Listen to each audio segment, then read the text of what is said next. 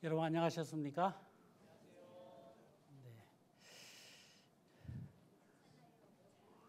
네. 하나님이 오늘 우리에게 좋은 시간을 허락해 주셨습니다. 한 주간도 건강하게 잘 또 보냈고 또 6월 6일 수양의 준비 총회로 전국에 계신 형제 자매님들과 전도인들이 한 자리에 모여서 즐거운 시간을 가졌습니다. 저는 대표로 여러분들을 대신해서 좋은 시간을 갖고 왔습니다. 오늘 하나님이 우리에게 주신 이 귀한 시간 먼저 기도하고 시작하도록 하겠습니다.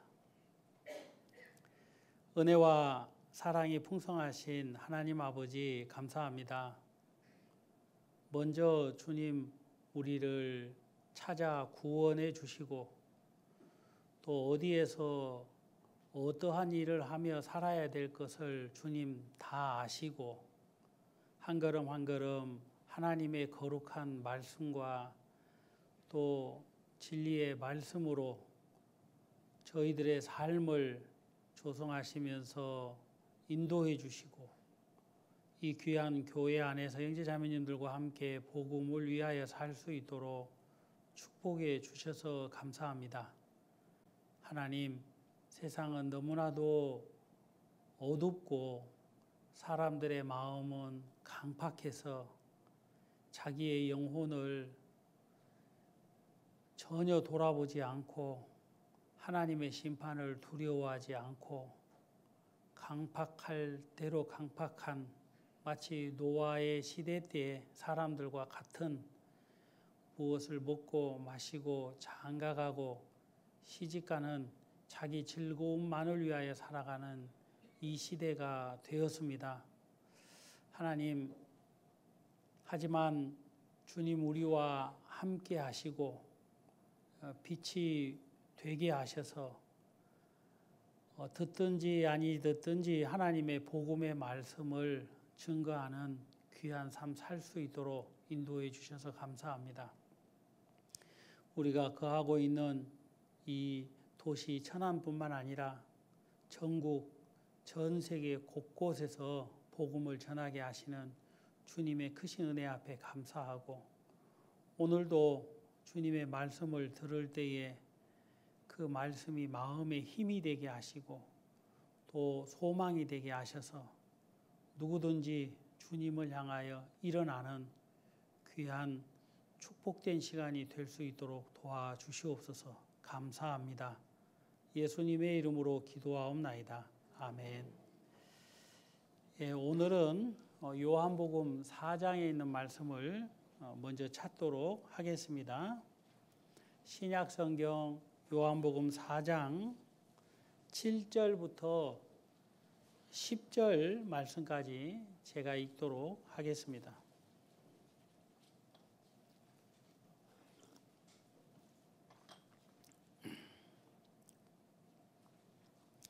4장 7절입니다. 제가 읽도록 하겠습니다. 다 찾으셨습니까? 네, 감사합니다. 사마리아 여자 하나가 물을 길러 왔음에 예수께서 물을 좀 달라 하시니 이는 제자들이 먹을 것을 사러 동네에 들어갔음이러라.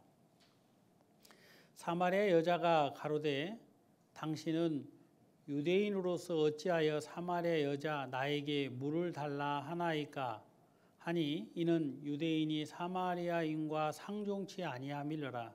10절 다 같이 읽겠습니다. 예수께서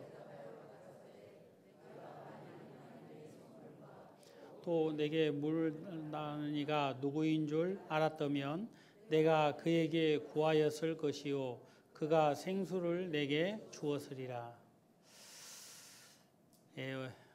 지난번에는 요한복음 3장에 있는 니고데모의 신앙에 대한 말씀을 나눈 걸로 제가 기억하고 있습니다.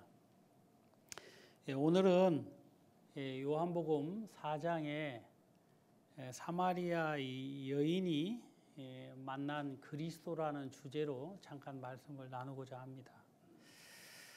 성경에 보면 사람의 마음을 너무나도 정확하게 드러내 보여주고 계십니다.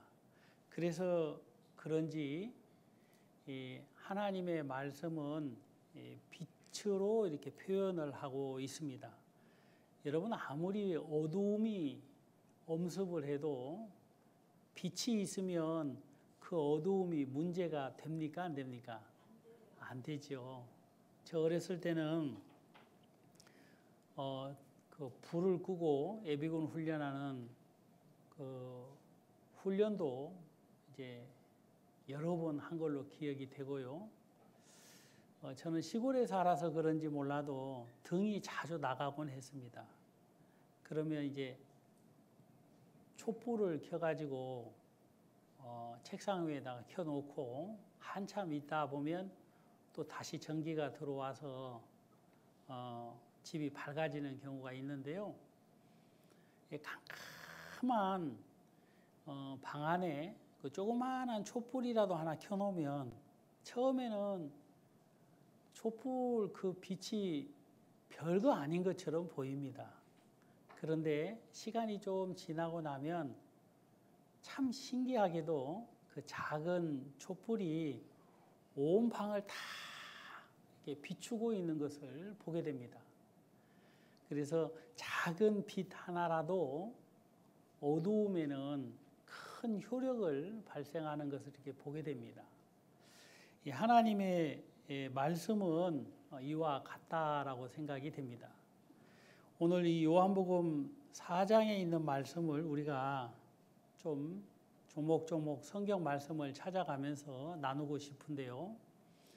이 말씀을 나누다 보면 처음은 요한복음 4장에 나온 이 사마리아 여자의 이야기로 시작이 되는 것처럼 느껴지다가 나중에서는 이 사마리아 여자 이야기가 아니라 꼭 나의 이야기구나라는 생각을 갖게 되곤 합니다.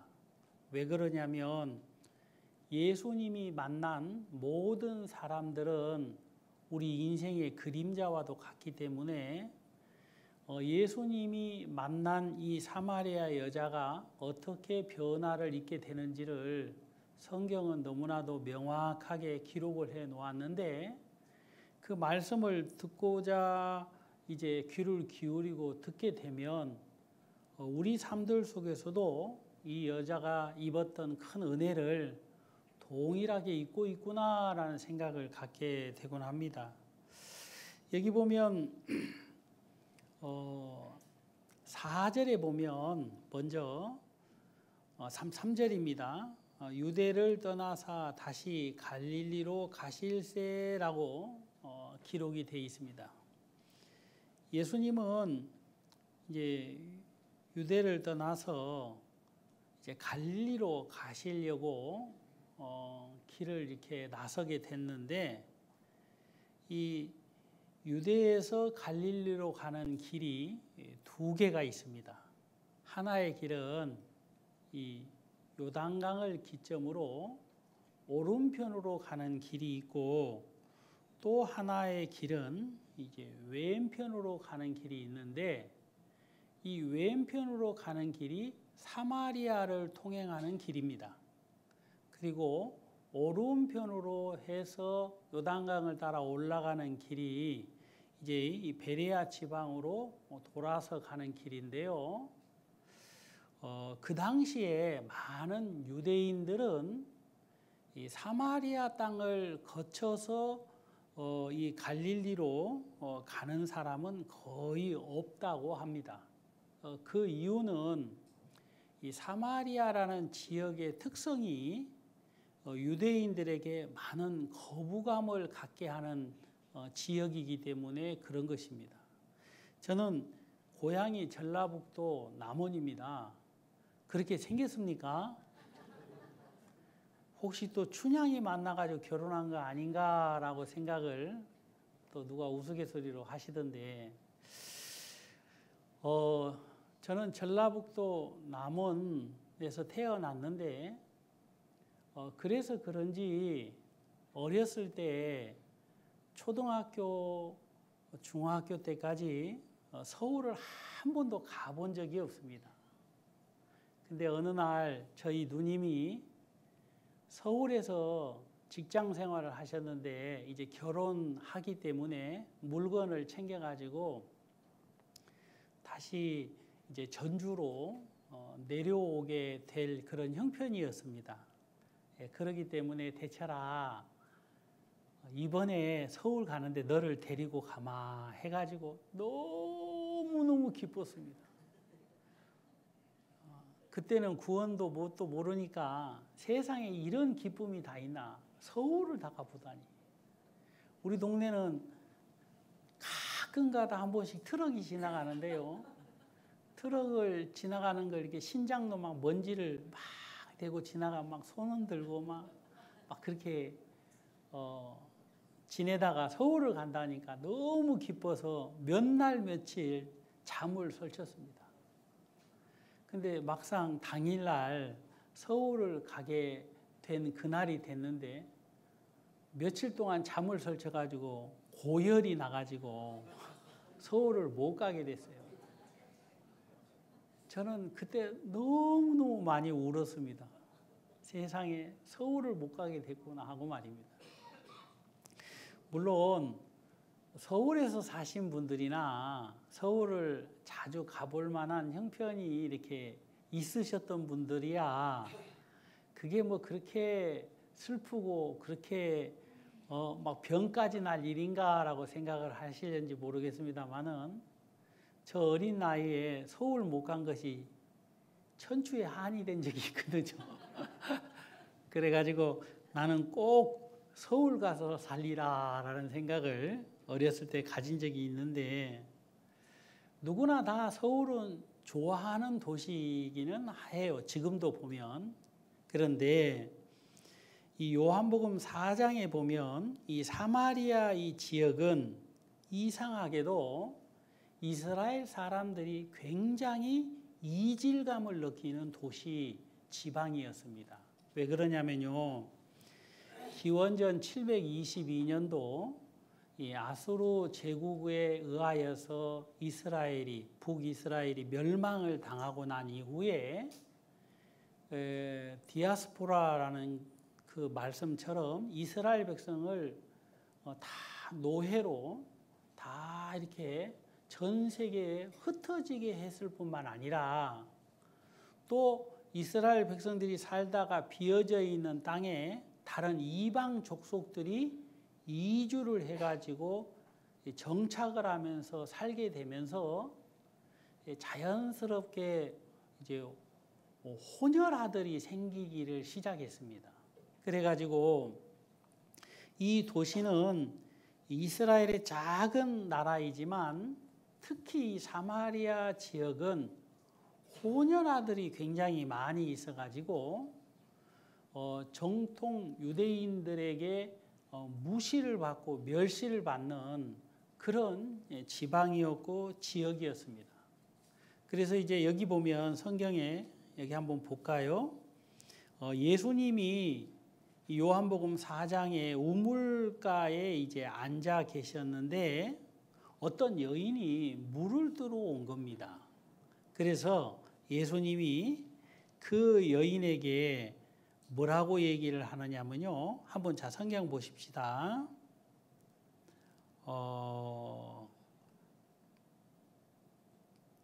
9절 말씀입니다. 찾으셨습니까? 다 같이 읽겠습니다. 사마리아 여자가 가로되 당신은 유대인으로서 어찌하여 사마리아 여자 나에게 물을 달라 하나이까 하니 이는 유대인이 사마리아인과 상종치 아니함이라.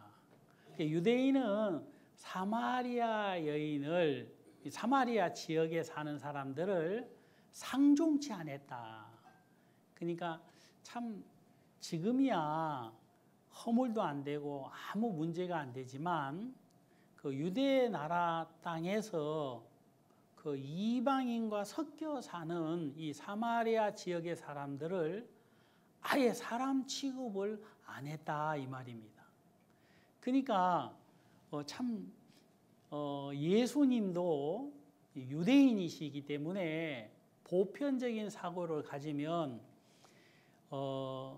이제 뭡니까? 이 유대를 떠나가지고 이제 갈릴리로 가실 때 오른쪽으로 이제 가야 되는 것이 사실인 거예요. 그런데 예수님은 모든 유대인들이 가는 길로 가지 않고 반대길로 가는 거예요. 그래서 예수님 이 길로 가면 사마리아로 가야 되는 길인데요 라는 생각을 누구나 다 가질 수 있도록 그렇게 이 길을 들어서게 된 것입니다. 여기 보면 4절에 사마리아로 통행하여야 하겠는지라 그랬습니다. 예수님이 이 사마리아로 통행을 해야 될 이유가 있는 것입니다. 그런데 이 이유는요, 사람들이 특히 같이 길을 걸어가고 있는 제자들도 잘 모르는 그런 이유가 있는데 숨은 이유지요. 이제 지금에서야 우리가 성경을 통해서 왜 예수님이 사마리아를 통해서 이렇게 굳이 가셔야 됐는지에 대해서 알게 됩니다. 그 이유는 다른 것이 아니라요, 누가복음 15장 4절에 보면 예수님께서 양 100마리가 있는데 한 마리를 잃어버리면 99마리를 들에 두고 그 잃은 것을 찾도록 찾아다니지 아니하겠느냐라는 말씀이 나옵니다.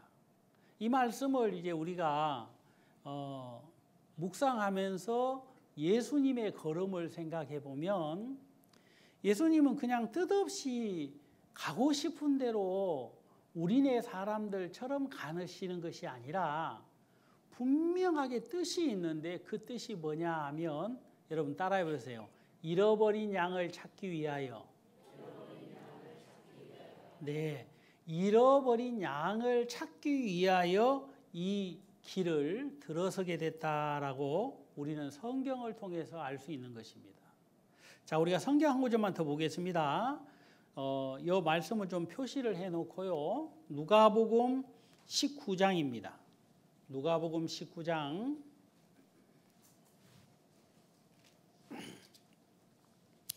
누가복음 19장 10절입니다.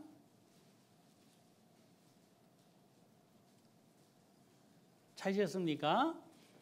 그러면 다 같이 한번 또 소리내서 읽도록 하겠습니다. 인자에 온 것은 잃어버린 자를 찾아 구원하려 함이니이다. 자, 누가복음 19장 보면 삭개오를 예수님이 만나게 되는데요.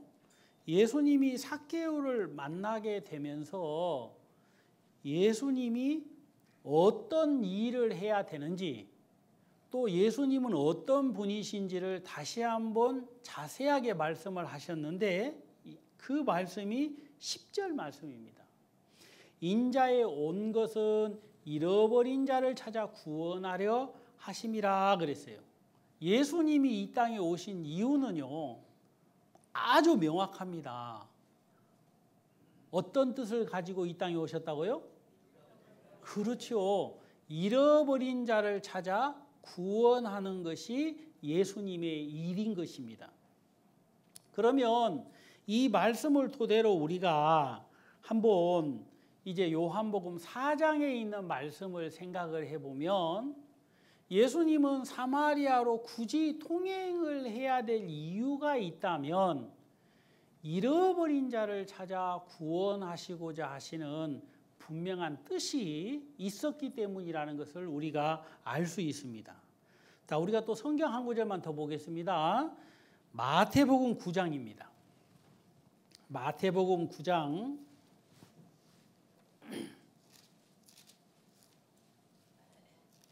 36절 말씀 한번 읽겠습니다. 36절, 마태복음 9장 36절 찾으셨습니까? 36절, 37절 이렇게 읽도록 하겠습니다. 무리를 보시고 민망히 여기시니 이는 저희가 목자 없는 양과 같이 고생하며 유리함이라. 이에 제자들에게 이르시되 추수할 것은 많되 일꾼은 적으니.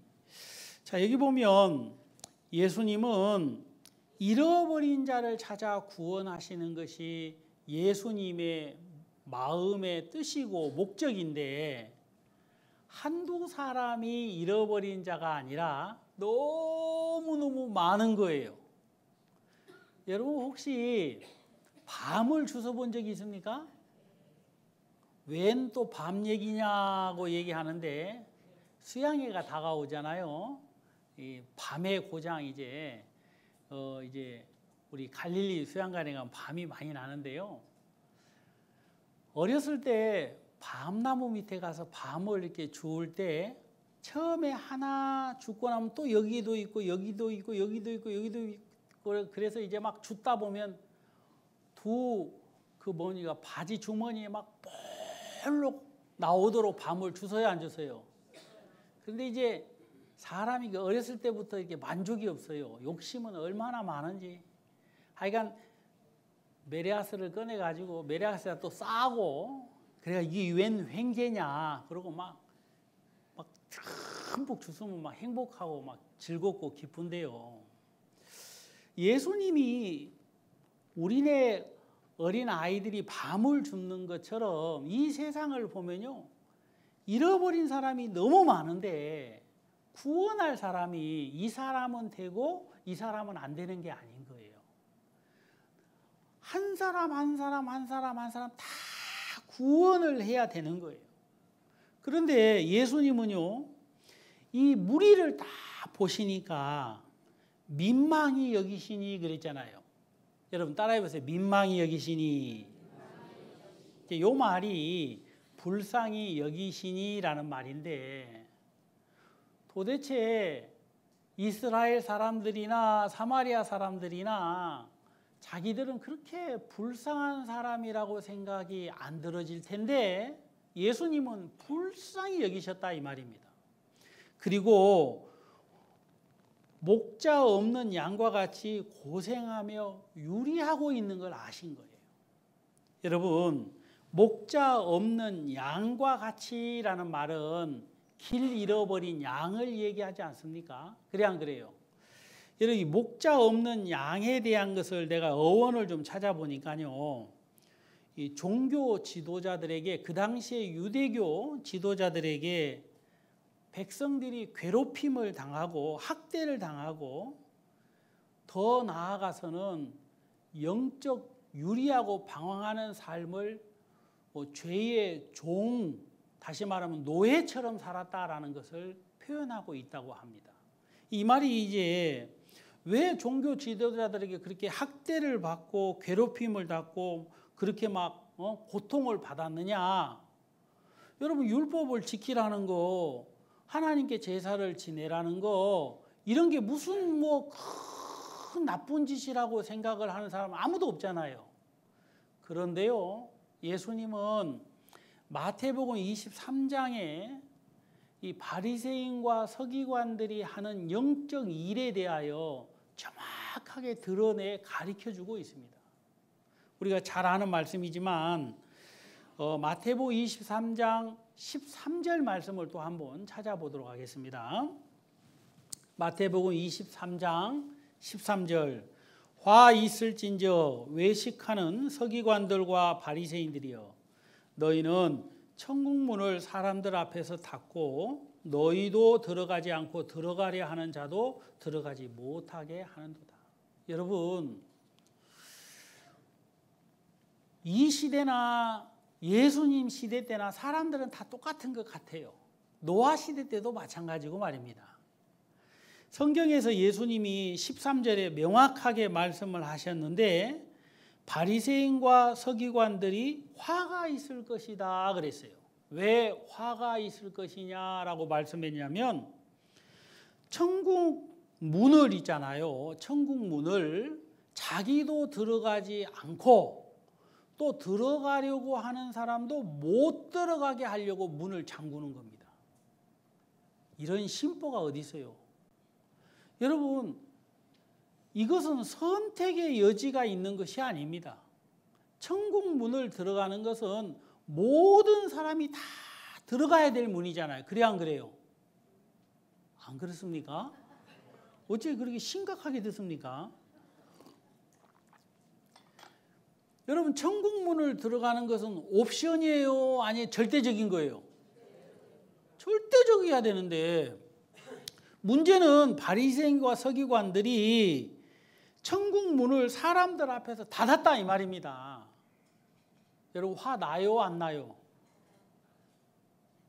지금은 제 편이 돼야 되는 거예요. 화 나요 안 나요? 나잖아요. 천국 문을 닫았다는 것은 천국 못 들어가게 한다는 거 아니에요. 이건 마귀들이나 하는 짓을 하는 거예요. 그리고요, 자기도 안 들어가고 들어가려고 하는 사람도 못하게 한다 그랬어요. 여기 천국문 아니요. 여기 천국문인데? 에이, 그 이단 같은 소리래요. 어디가 천국문인데? 저쪽으로 가야 돼. 저쪽 넓은 길로. 봐봐, 저 박사님도 가지. 그 선생님, 머시기 선생님 존경해요? 존경하뇨? 존경하죠. 유명해요? 안 유명해요? 유명하죠. 봐봐, 저기도 저 가잖아. 우리같이 무식한 사람들은 따라가기만 하면 되는 거예요. 여러분, 그래가지고 넓은 길로 가도록 부추기고, 그 길이 대중이 가는 길이기 때문에 그 길이 진리의 길인 것처럼 속여서 아무 생각 없이 가게 한다면, 여러분, 그게 좋은 일이에요? 나쁜 일이에요? 대답이 좀 시원치 않습니다. 진짜 나쁜 일이잖아요. 악한 일이고. 그래 안 그래요? 여러분, 나의 사랑하는 자녀들이나 부모님들이나 가까이 있는 친척들, 아는 친구들이 그 길을 걸어가게 한다면 여러분 가만히 있겠어요? 팔 걷어붙여야 돼요.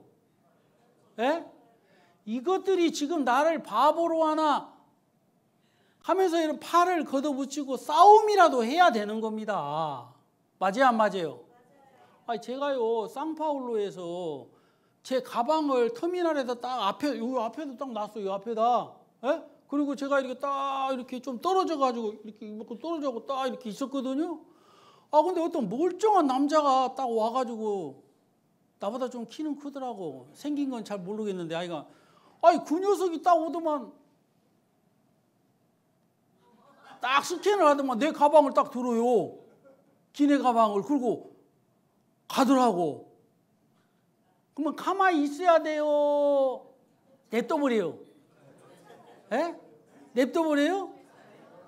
아이고, 불쌍하니까 도와주도록 냅둬버리죠 뭐. 네 거나 내 거나 다 똑같은데. 그렇습니까?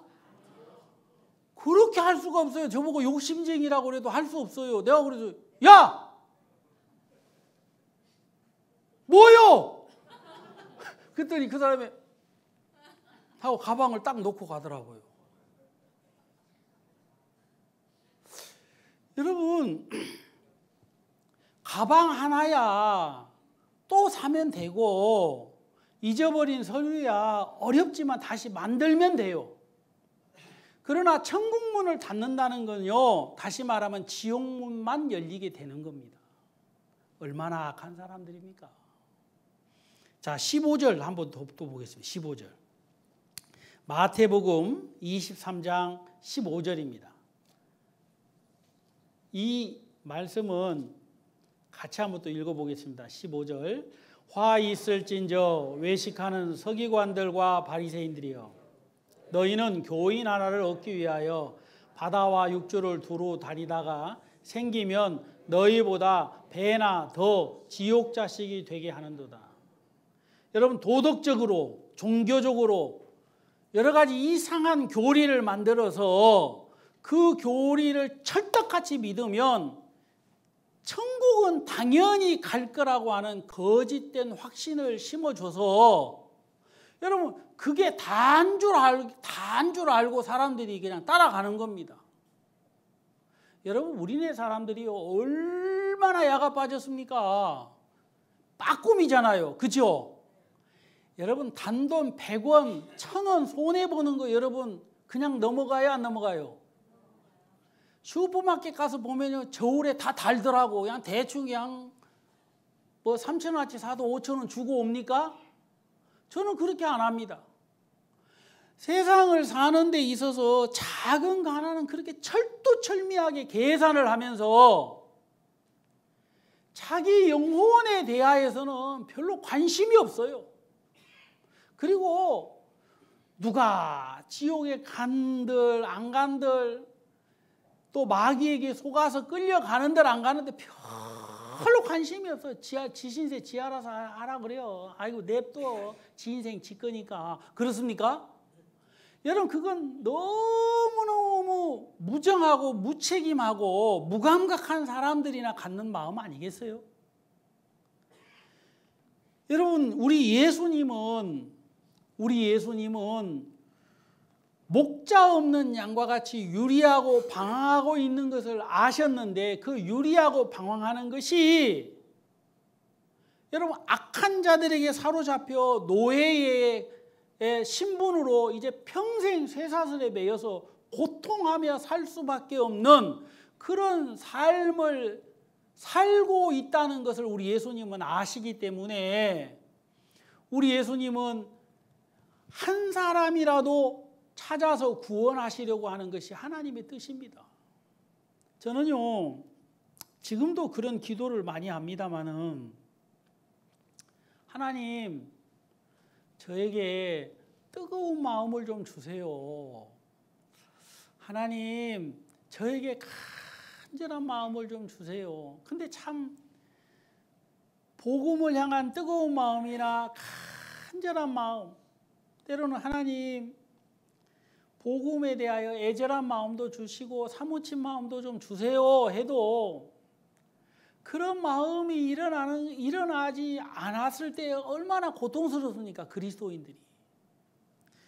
우리 예수님은 많은 거짓된 그런 종교 지도자들이 한 사람 한 사람을 있잖아요. 노략질 해가지고 자기 밥으로 만드는데 마태복음 7장 15절에 보면 뭐라고 말씀하셨느냐면 거짓 선지자들을 삼가라.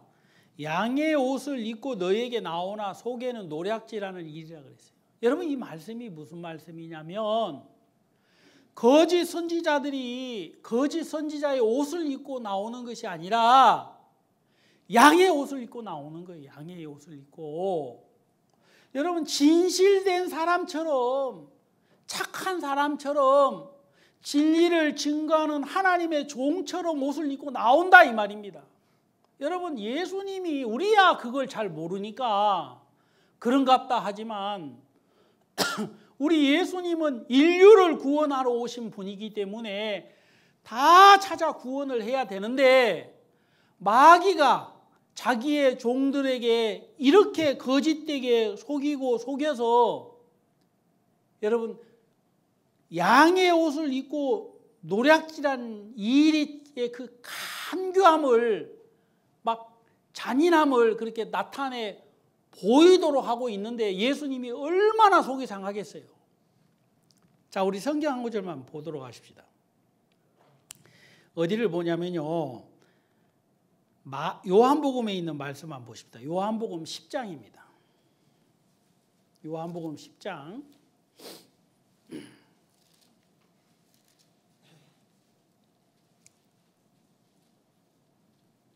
다 같이 한번 10절, 요한복음 10장 10절 읽도록 하겠습니다. 찾으셨습니까? 도적이 오는 것은 도적질하고 죽이고 멸망시키려는 것뿐이요 내가 온 것은 양으로 생명을 얻게 하고 더 풍성히 얻게 하려는 것이라. 여기 보면 도적이 오는 것은 도적의 목적이잖아요. 여러분 거짓 선지자들 영혼을 훔치는 마귀의 종들의 목적은 뭐냐? 성경은 이렇게 얘기하고 있어요. 도적질하고 죽이고 멸망시키려는 것뿐이다 그랬습니다. 여러분 도적질하고 죽이고 멸망시키는 것. 예수님이 누가복음 10장에 예루살렘에서 여리고로 내려가다가 강도를 만난 이야기 여러분 설교하신 거 기억하시죠? 어떤 사람이 강도를 길거리에서 만났는데 그 강도들이 어떻게 합니다? 예? 예? 어떻게 해요? 제 얼굴에는 안 써져 있습니다. 강도들이 옷을 벗기고 때리고 거반 죽은 것을 버리고 가도록 했거든요. 그러니까 뭔 강도가 이런 강도가 다 있어요. 그래 안 그래요? 있는 것만 뺏어가면 또 추집스럽게 전라도 말로 그렇죠? 쪽팔리게 아주 지저분하게 왜 옷까지 다 벗겨요? 옷까지 다 벗기고 또 팰 때 그냥 이렇게 한두 대 때리고 뺏는 게 아니고 거반 죽을 때까지 패는 거예요. 여러분 잔인합니까? 잔인하지 않습니까? 이건요 죽이려고 작정을 한 강도들입니다. 여러분 사람들이요 마귀를 있잖아요. 다 자기 같은 줄 알아요. 그리고요 이 세상 사람들이요 너무 풍요롭게 사니까요 다 자기가 지혜로운 줄 압니다. 뭐든지 다 해결할 수 있으니까 자기는 하나도 어려움이 없을 것이라고 생각하는데 영적인 부분은 그렇지가 않습니다. 소경입니다. 소경. 여러분 교리 하나가 이 세상에서 만들어지면요 그 교리로 몇백만 명, 몇천만 명 지옥 가는 건 진짜 식은 죽 먹기예요. 맞아요 안 맞아요? 맞는 겁니다. 예수님이 십자가에서 우리의 죄를 용서해 주셨다. 그거 안 믿는 사람이 어디 있어요? 다 믿는다고 하지요. 그런데 어떤 사람들은 잘못된 교리를 받아들입니다. 그 교리가 내용이 어떻냐면 예수님을 믿을 때까지는 죄를 용서해 줬고 앞으로 이제 예수님 믿고 죽을 때까지 죄는 내가 날마다 회개 기도해야만 죄가 씻어진다라고 하는 교리를 만들었어요. 여러분 그 교리는 사람들의 양심의 눈으로 여러분 이성의 눈으로 보면 그게 너무나도 맞는 것처럼 보입니다. 여러분 그런데 그 교리는 예수 그리스도의 영원한 속죄를 반쪽 낸 교리다 이 말입니다. 그건 아주 마귀의 교리라는 거예요. 여러분 어떤 교리는요 그냥 그 모임을 인도하는 리더에게 가서 자기가 이러한 죄를 지었습니다. 어떻게 해야 됩니까? 그러면 11조 잘하고 봉사 잘하고 계명 잘 지키고 하나님 앞에 기도 10번 하십시오. 여러분 그러면 천국 갈 거라고 생각하고 그러면 지옥에 안 갈 거라고 생각을 한다 이 말입니다. 여러분 이게 얼마나 어처구니 없는 이야기냐 이 말이에요. 한 사람의 영혼이 지옥 가는데 너무 쉽게 가잖아요. 너무 쉽게. 예? 여러분 사람 목숨 파리 목숨보다도 못한다라는 말이 있는데 이 시대에 많은 사람들의 영혼이 그렇게 지옥으로 가고 있는데 아무도 땅을 치고 통곡하는 사람이 없다 이 말입니다. 왜 그러냐면 마귀가 너무너무 간사하다 못해 사악하다 이 말입니다. 여러분 사기꾼은요 절대 사기를 치는 사람을 불쌍히 여기지 않습니다. 여러분 거짓 선지자들이 한 영혼을 지옥 보내는 데 있어서 자기들은 진리의 길을 행한다고 생각을 하고 있다니까요.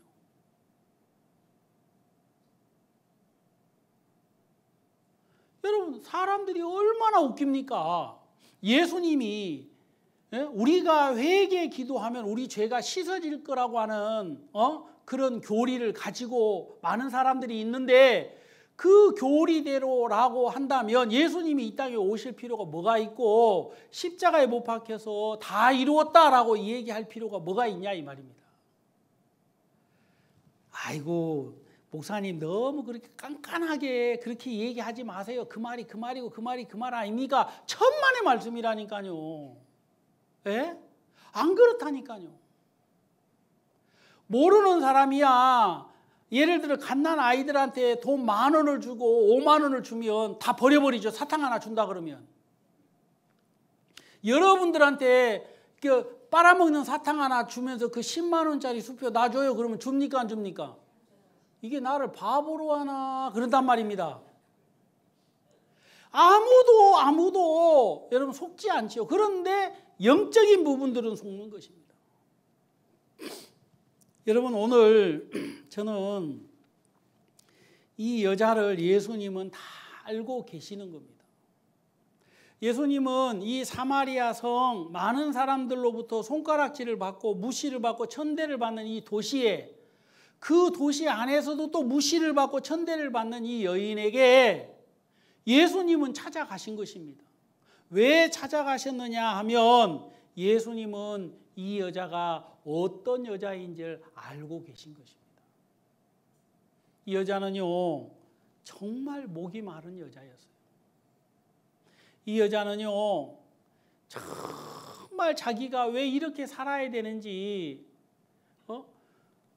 왜 나는 이렇게 살아야 되는지 고통스러워하고 괴로워하면서 걱정하고 근심하며 사는 사람이었어요.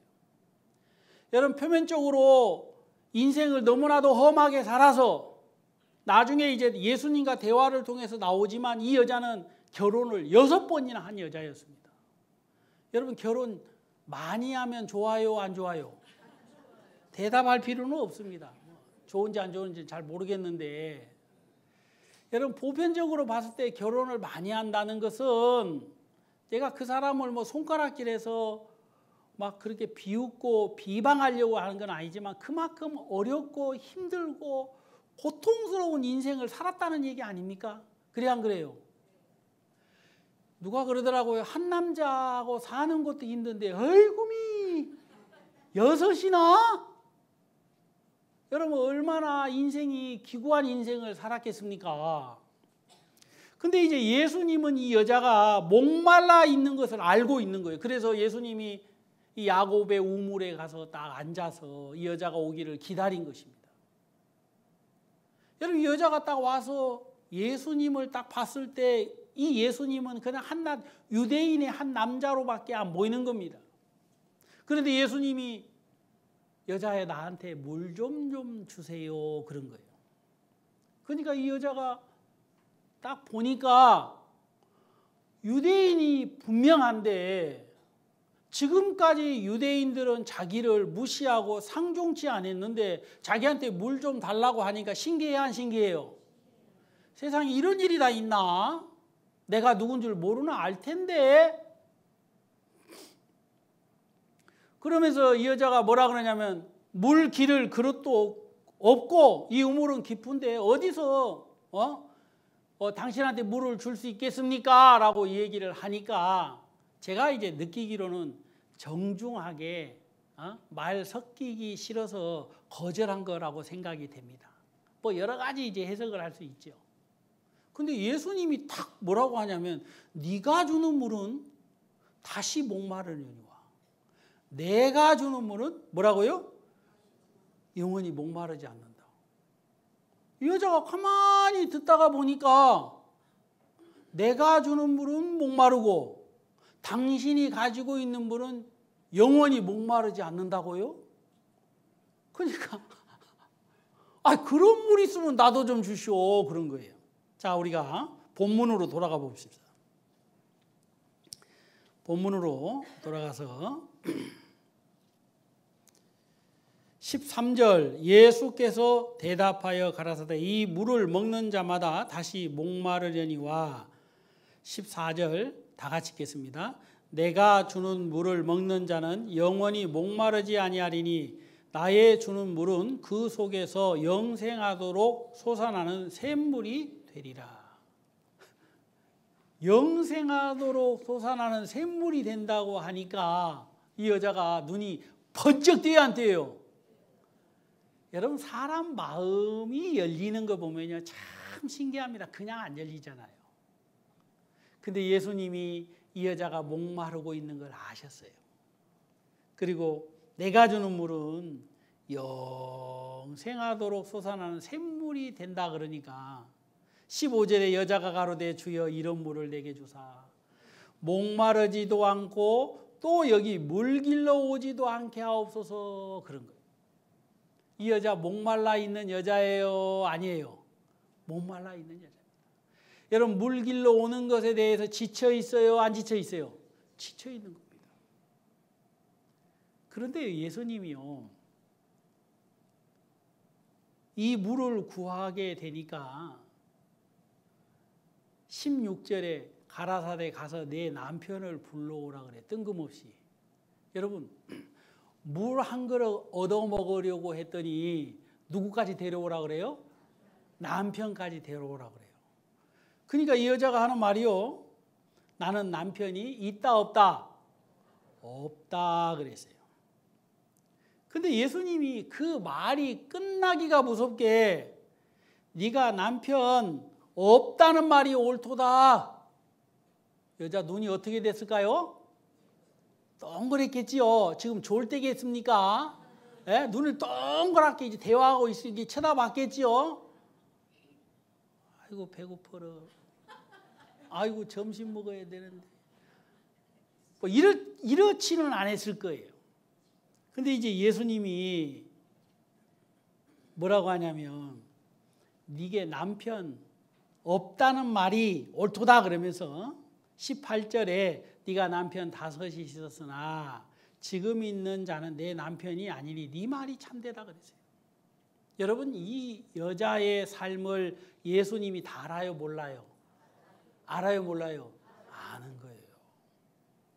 그러니까요, 짧은 대화인데 있잖아요. 짧은 대화인데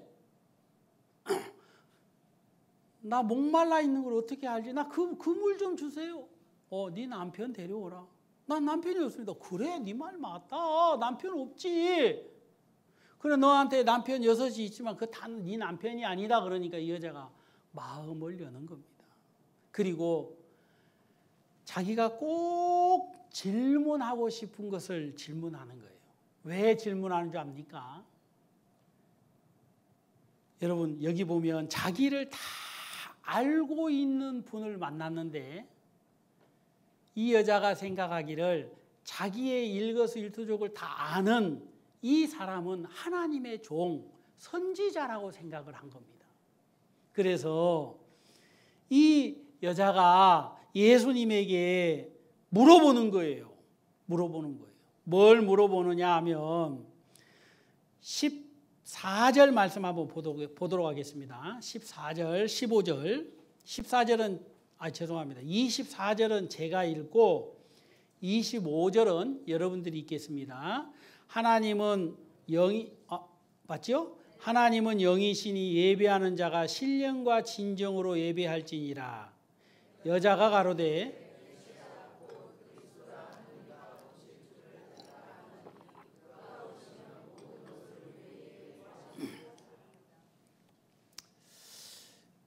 이 여자가 물어보는 겁니다. 뭐라고 물어보느냐? 선지자라고 생각을 하니까 자기 마음속에 궁금하고 궁금했던 것을 딱 물어보는데 따라해보세요. 메시아, 그리스도 같은 뜻입니다. 예, 그리스도라 하는 이가 오실 줄을 내가 아나이다. 그가 오시면 모든 것을 우리에게 고하시리이다 그런 거예요. 따라해보세요. 모든 것을 고하다. 여러분 모든 감추어진 것이 드러나게 된다 이 말입니다. 누가 오면요? 그리스도가 오면. 여러분 그리스도가 오면 모든 것이 드러나는 거예요. 여러분 이 그리스도 메시아라는 분이 누구냐? 모든 사람들이 알기로 그리스도 메시아가 오면 모든 것이 다 드러난다 이 말이에요. 드러난다는 뜻은 다른 말로 말하면 성경을 한번 찾아보겠습니다. 다니엘서 9장을 한번 보겠습니다. 다니엘서 9장. 다니엘서 9장 24절입니다. 성경 다니엘서 9장 24절.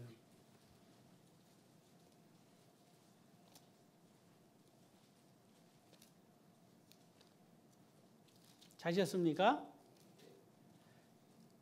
제 성경으로는 1249페이지에 있습니다. 다니엘서 9장 24절. 그리스도가 이 땅에 오시면 어떤 일이 일어난다고 많은 유대인들과 사마리아 이 성 안에 살고 있는 이 여인이 알고 있는 것이 있어요. 여러분, 그리스도가 이 땅에 오시면 어떤 일이 일어나는지에 대하여서 알고 있다 이 말입니다. 여러분, 도대체 메시아, 그리스도, 기름 부음 받은 자 다 같은 말인데, 구원자 그 다 같은 말인데 그분이 오시면 어떤 일이 일어나는가? 여러분, 성경에서는 다니엘서 9장 24절에 명확하게 말씀하고 있습니다. 다 같이 한번 읽어보겠습니다. 내 백성과 내 거룩한 성을 위하여 70일에로 기한을 정하였나니 허물이 마치며 죄가 끝나며 죄악이 영속되며 영원한 의가 드러나며 이상과 예언이 응하며 또 지극히 거룩한 자가 기름 부음을 받으리라.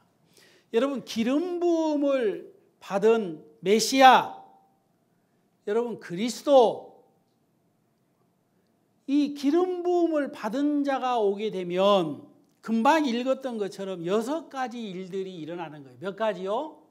나중에 한번 이제 종이에다가 여러분도 한번 적어보시면 좋은데요. 첫 번째, 허물이 마치며. 따라해보세요. 허물이 마치며. 여러분, 그리스도가 오시면 무슨 일이 일어나냐면 허물이 마치며 그랬어요.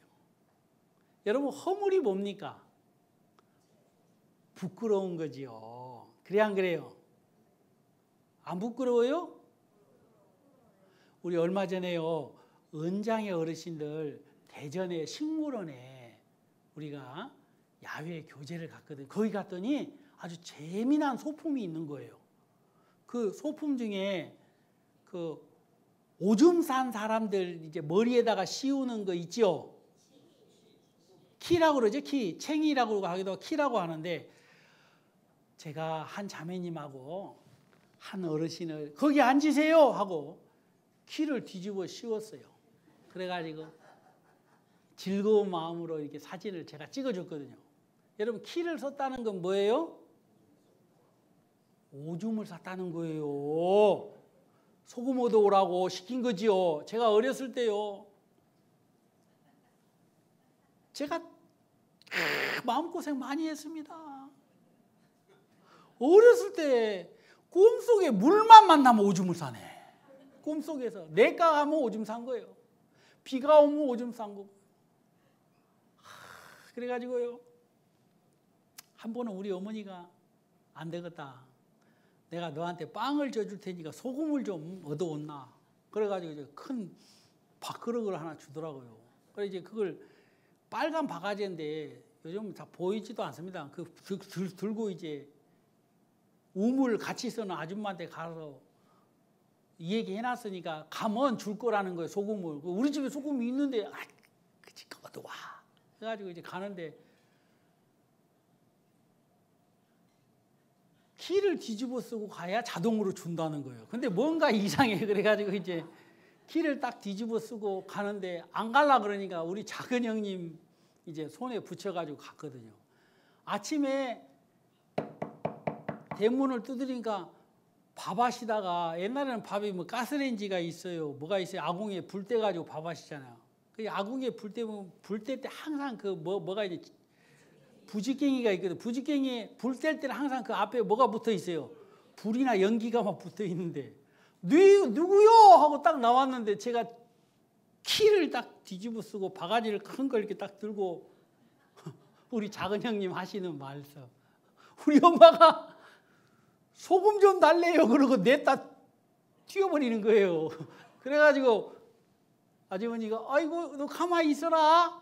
그러고 이제 바가지에다 소금을 많이 갖고 오셨더라고. 그래서 부어줄 때 왔더니 소금을 한 주먹 쥐어가지고 내 얼굴에다 확 뿌리면서 이놈의 새끼 오줌 쌌지 그러면서 막 그 연기 나는 그 부지깽이로 막 나를 때리는 거예요. 그래가지고 걸어마 나 살려라 하고 막 집에 돌아가가지고 대성통곡가 온 적이 있거든요. 그때부터요 제 별명이 싸배기가 됐어요. 싸배기. 오줌을 싼다 해서. 난 그게 너무 부끄러워요. 쪽팔리고. 그때 지금이야 이렇게 웃고 얘기합니다만은 그때는요 그냥 인생 끝나고 싶을 정도로 그렇게 괴로웠어요. 창피스럽고. 그리고 어렸을 때인데요 내가 다시 태어나면 나는 내 소원이 오줌 안 싸는 그런 건강한 아이로 태어나야지 이 생각도 했다니까요.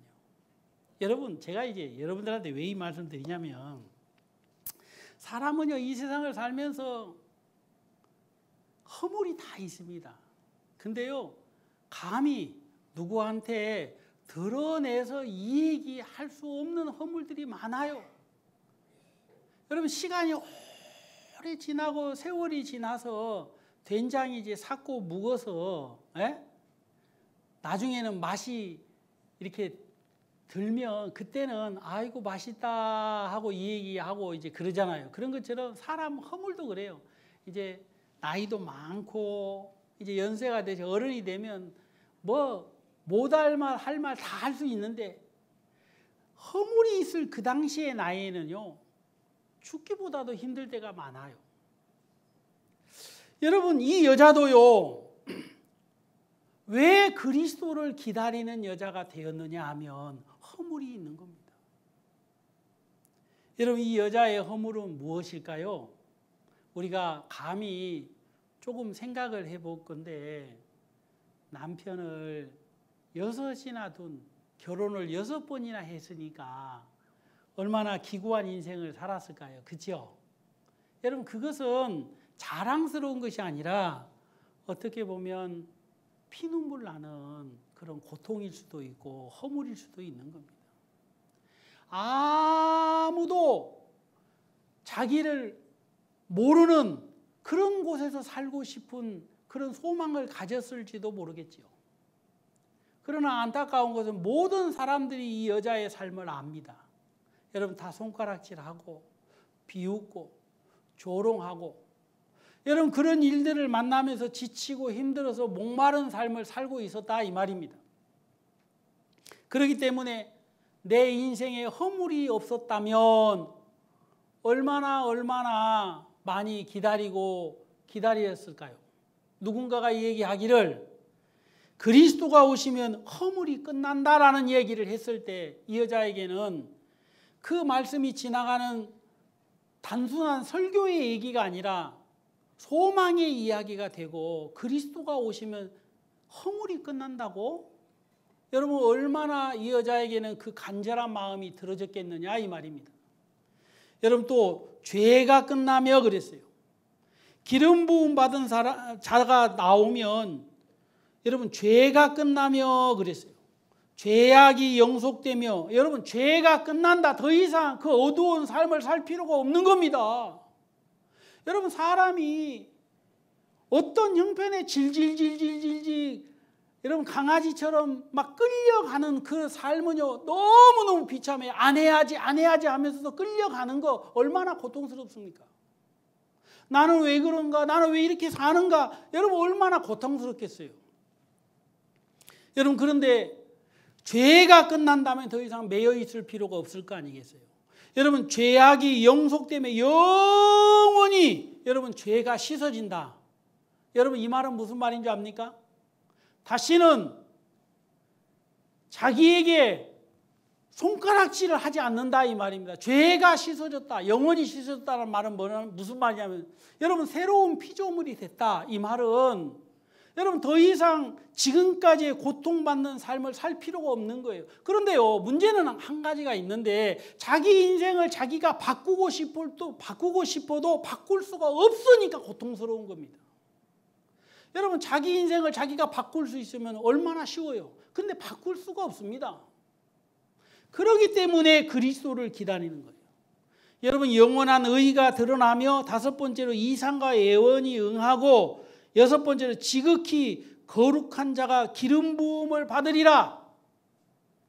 여러분 그리스도가 오시면 너희 죄와 너희 불법을 내가 다시 기억지 아니하리라 했던 것처럼, 여러분 그리스도로 말미암아, 메시아로 말미암아 다시는 죄의 정함을 받지 않는 삶을 살 수 있게 되니까 얼마나 소망스럽겠습니까? 여러분 이 여인이 아무리 자기는 깨끗한 삶을, 정결한 삶을, 새로운 삶을 살고 싶어도 이미 늦은 것입니다. 여러분 우리가 상처가 나면 그 상처가 아무로도, 여러분 상처를 입기 전하고 입고 난 후하고는 다릅니다. 제가 일을 하다가 엄지손가락을 반절 정도 잘렸거든요. 이렇게 뼈까지, 뼈 그 직전까지. 지금도 이렇게 하면 간질간질합니다. 딱 잘리고 나서 내가 이렇게 하니까 훌렁 뒤집어지더라고. 그래서 다시 이렇게 붙여가지고 살려줘 해가지고 이제 막 병원에 가지고 가서 막 꼬맸거든요. 많이 꼬맸어요. 그리고 꼬매고 나서 이제 이러고 되니까 이러고. 근데 다 붓고 다 나았는데 상처가 남았습니다. 지금도 간질간질합니다. 여러분 사람의 손가락도 상처가 나면 표시가 나고 예전하고 지금하고 다른데, 여러분 인생에 상처가 난 사람은요, 여러분 말로 다 못합니다. 그래 안 그래요? 여러분 어떤 사람은요 한없이 우는 사람이 있습니다. 왜 우는 줄 압니까?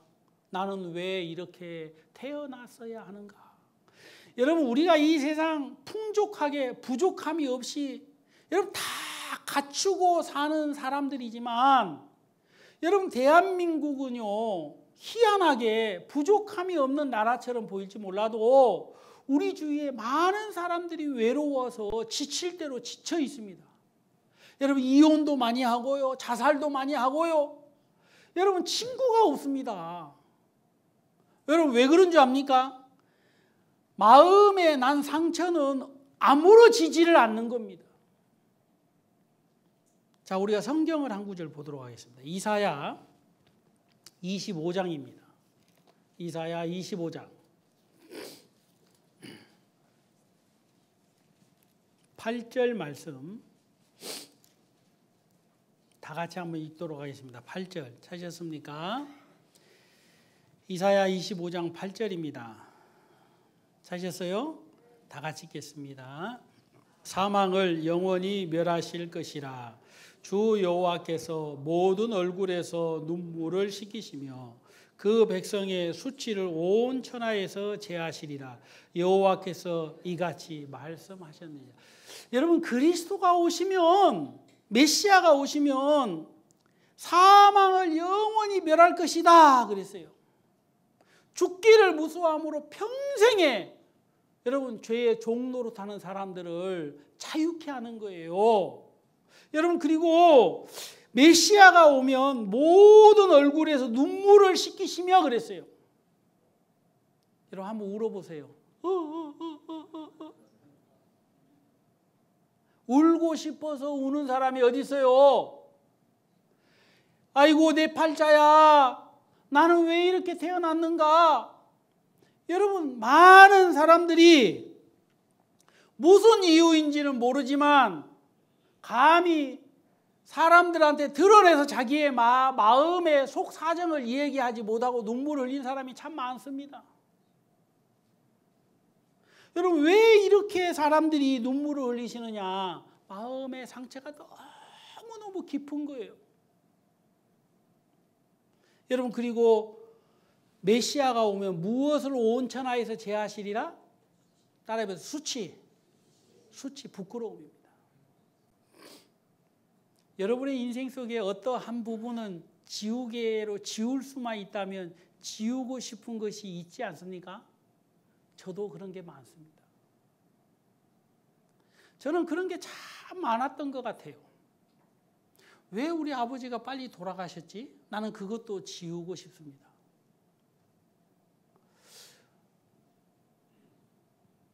여러분, 사람들이 마음에 지우고 싶은 것들이 참 많아요. 이것만 없었다면 내 인생이 좀 나았을 텐데. 여러분, 그런 것들이 참 많습니다. 그런데 그걸 자기 힘으로 주어진 어떤 이 눈물 넘치는 이런 삶을 바꿀 수가 없는 거예요. 그런데 성경에서는 그리스도가 오면 그런 일들이 다 해결된다는 것입니다. 여러분, 이 여자에게 있어서 그리스도가 언제 옵니까? 나는 그 그리스도를 한번 만나고 싶습니다 한 거예요. 여러분, 마음에 상처가 있고 부끄러움이 있고 수치가 있고 여러분, 죄가 넘쳐나는 사람이라면 거기서 벗어나고 싶어도 벗어나지 못하고 새로운 삶을 살고 싶어도 살지 못한다면 그리스도를 기다리게 될 거라는 거예요. 그리스도가 언제 옵니까? 진짜 그런 삶이 있기나 합니까? 여러분, 이 여자는 예수님에게 그 얘기를 한 겁니다. 여자가 가로되 메시아 곧 그리스도라 하는 이가 오실 줄을 내가 아나니 그가 오시면 모든 것을 우리에게 고하시리이다. 예수께서 이르시되 내가 말하는 내가 그로라.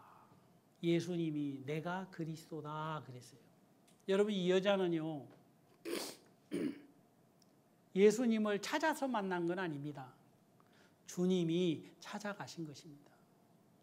그리스도를 간절하게 기다리고 있는 이 여자, 아무도 이 여자가 그리스도를 기다린다고 생각을 안 했을 거예요. 왜? 그냥 허물이 너무 많고 부끄러운 게 너무 많아서 감히 입을 벌려 그리스도를 얘기할 수도 없는 사람이기 때문에 이야기도 안 했을지도 모르죠. 그러나 이 여자가 자기를 알고 있는 분을 만났다 이 말입니다. 야, 이분이 선지자인가 보구나. 그러면 내가 이분한테 한번 물어볼까? 여러분, 물어보니까 예수님이 내가 그리스도다 그러는 겁니다. 여러분, 참 쉬워요, 안 쉬워요? 그리스도가 이 여자를 찾아가니까 쉬운 겁니다. 오늘도 많은 사람들은 이 요한복음 4장에 나오는 이 사마리아 여인처럼 세상 곳곳에서 자기 처해 있는 형편 속에서 인생의 구비구비 삶들 속에서 그렇게 지치고 피곤한 삶을 살아가고 있는 사람들이 우리 주위에 참 많을 겁니다. 여러분 봤을 때 부족함이 없는 사람, 부유한 사람도 다 그런 게 있어요. 여러분, 이런 사람들을 누가 그 눈물을 씻기시고 누가 그 수치를 씻을 수가 있습니까? 그리스도 예수님밖에 없는 겁니다. 자, 성경 한 구절만 더 찾아보도록 하겠습니다. 요한계시록입니다. 요한계시록 21장 말씀 한번 보시겠습니다. 3절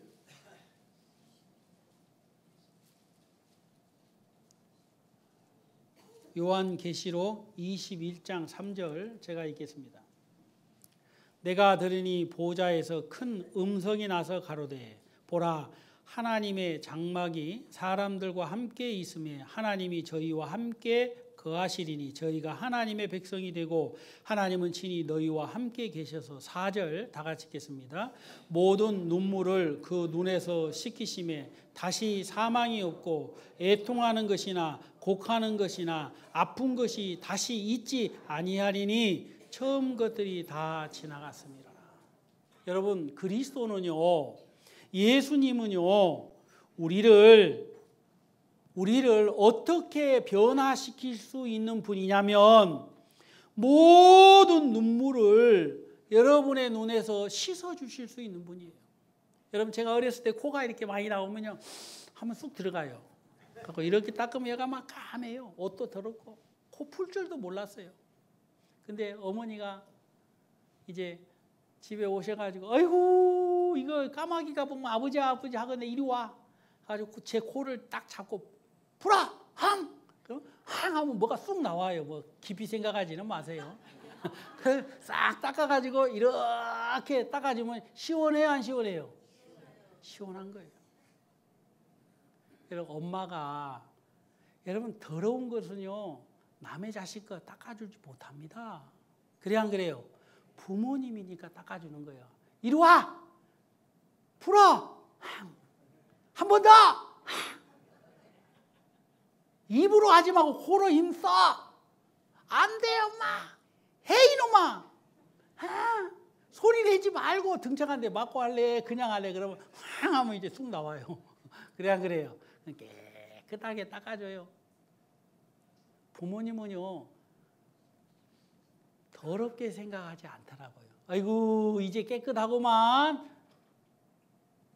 자식을 향하여서 더러운 것을 깨끗하게 씻어주는 것을 부모가 기뻐하는 것처럼, 여러분, 우리 예수님은 모든 얼굴에서 눈물을 씻기시고 수치를 온 천하에서 제하시는 것뿐만 아니라 다시 사망이 없고 애통하는 것이나 곡하는 것이나 아픈 것이 있지 않도록 하시기를 원하시는 거예요. 여러분, 애통하는 거, 애통이 뭔지 압니까? 애통이요? 애통! 이게 애통이 아니에요. 여러분, 곡이 뭐예요? 곡. 아이고 하고 막 땅을 치면서 눈물을 막 한 바가지를 쏟는 게 곡이에요. 그래 안 그래요? 여러분, 그것을 누가 그렇게 한다고요? 예수님이 하시는 거예요.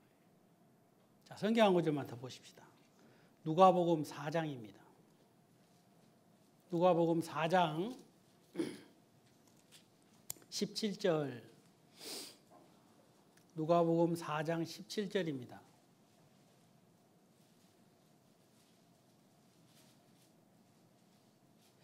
17절을 제가 읽고 18절, 19절은 또 다 같이 읽겠습니다.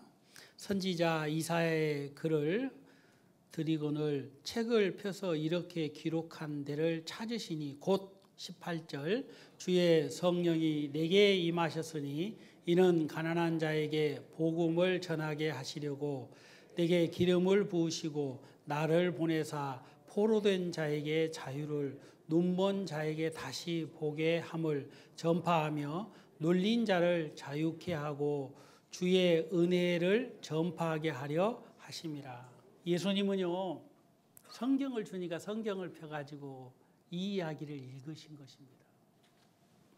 예수님이 하시고 싶은 일이에요. 그 일이 무슨 일인 줄 아십니까?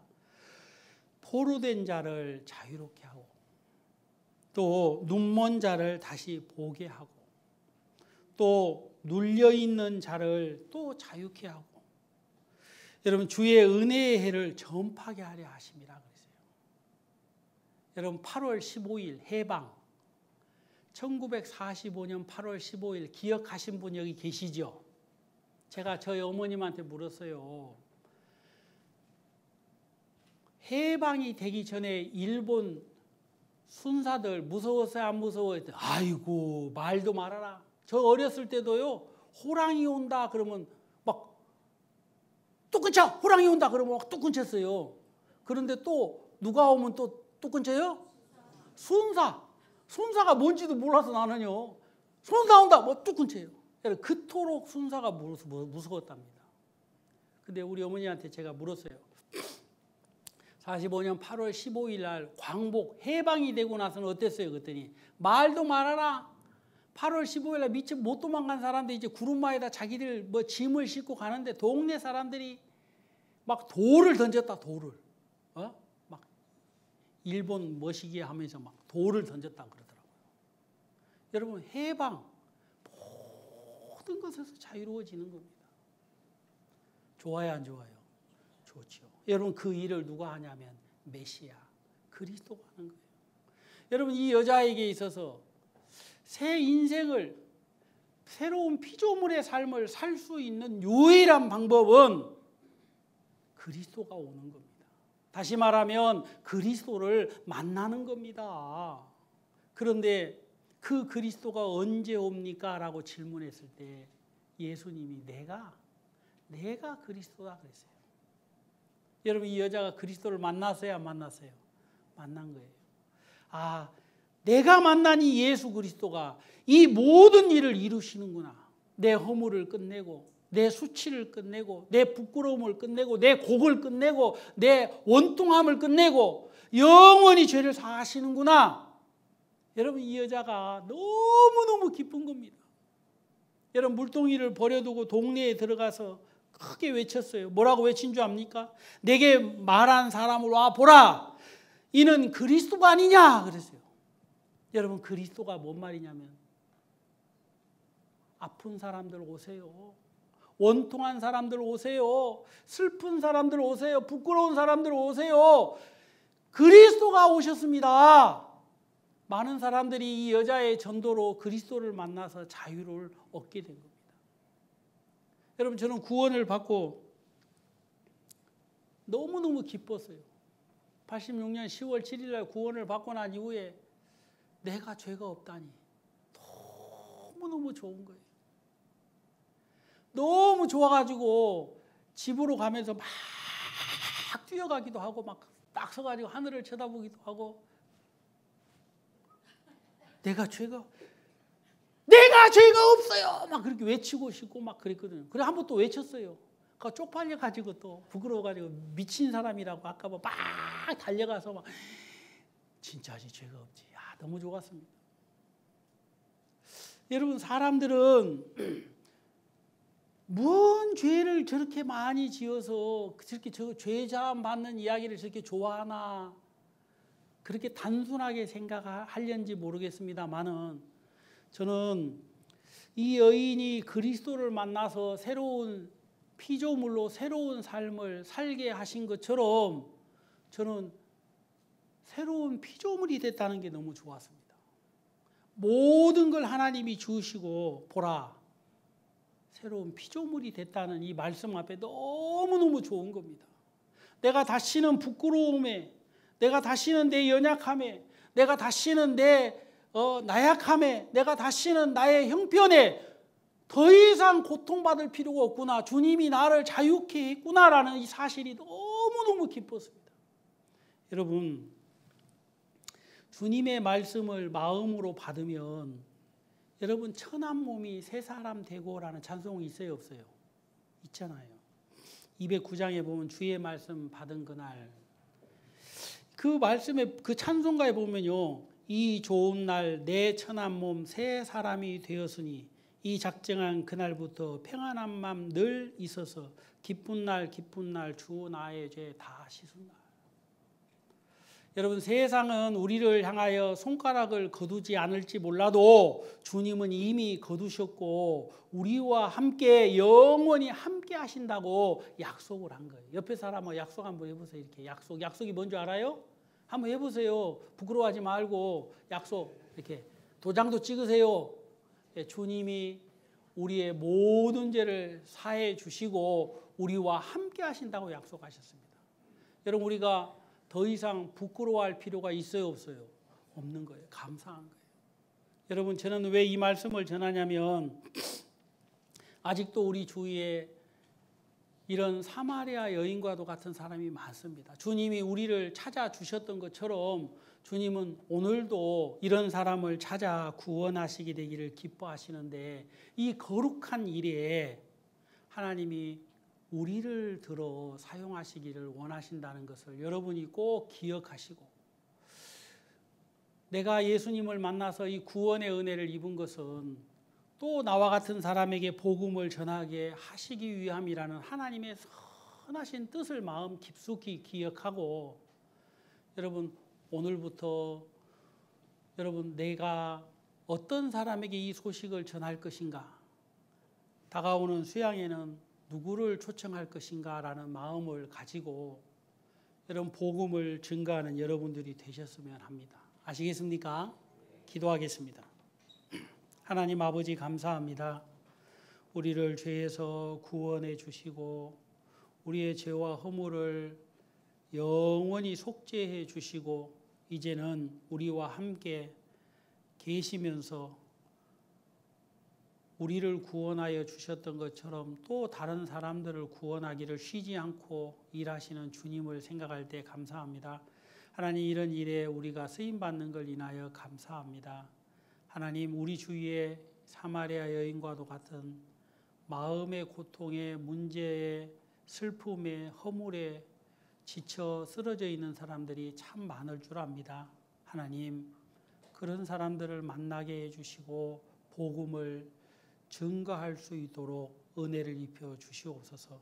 주님 앞에 부탁을 드립니다. 예수님의 이름으로 기도하옵나이다. 아멘.